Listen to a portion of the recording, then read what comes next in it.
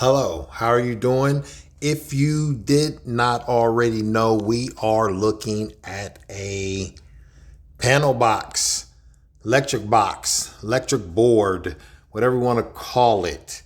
It has many names, but it only has one function. That function is cutting power on and off to certain areas and or items in your home. Very important piece of equipment.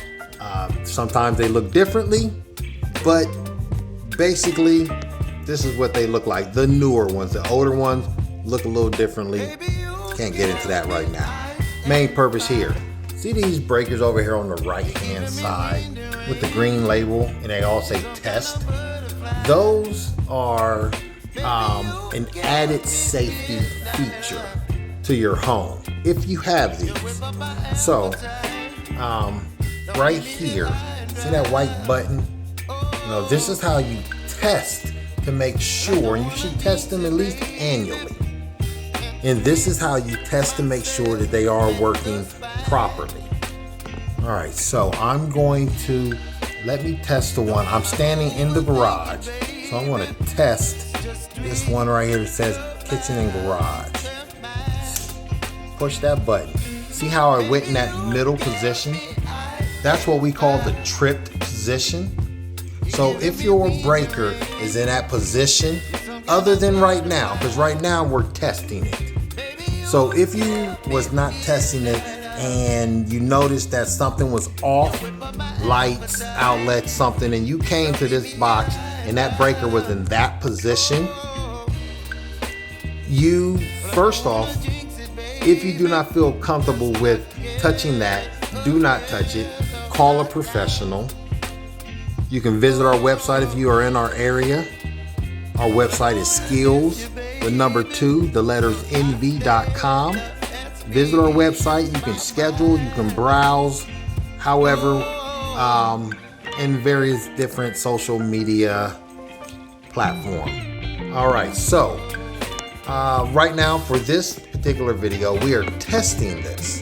So we tested it and it went into the middle position, the trip position, which is what it was supposed to do. Now, to get it out of that position, what you have to do, if you feel comfortable, like I said, right now we're testing it. So hopefully you feel comfortable because you're this far. If you do not feel comfortable at any point, you should stop and call a professional. So if you do feel comfortable, then what you'll do is you will cut that to the off position, give it a couple seconds. In the off position, you see how it's in the opposite position of all the other breakers, other than the ones on the left. They mirror the ones on the right. So there we go. And like I said, if you feel comfortable, then push it to the on. And as you see, the lights came back on. And then to test the other ones, you would just do the same steps for each one of those. And once again, if you feel comfortable. If you do not feel comfortable, you should call a professional in your area and they will happily come over there and get that taken care of for you. So, and if you're in our area, then give us a call. Visit us, message us, like, comment, share, all of the above. I might even put some dramatic music in this background. That's what I'm gonna do. All right.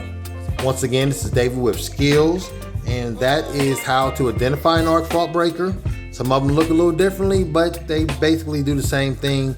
There's ones that have some added safety to that, but that's not for this video. So for this video, we're just concentrating on this arc fault and how to test it, how to cut it off, how to reset it.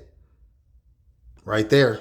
Thank you once again. This is David with Skills, skillsenvy.com. And remember, skills aren't skills unless they're skills to envy.